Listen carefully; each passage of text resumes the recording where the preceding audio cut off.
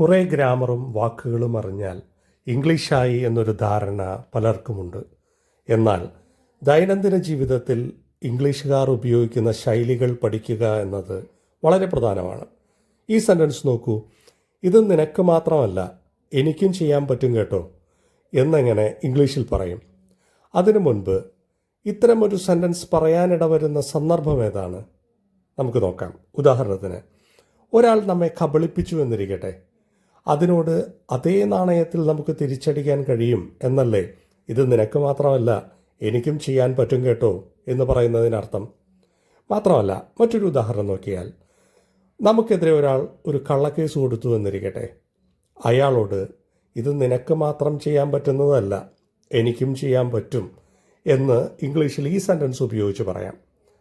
ഇതാണ് ആ sentence. Two can play at that game. Two can play at that game. ഇത് നിനക്ക് മാത്രമല്ല, എനിക്കും ഈ ഗെയിം കളിക്കാൻ പറ്റും. Two can play at that game. ആശയം വ്യക്തമാണെന്ന് കരുതുന്നു. Happy learning.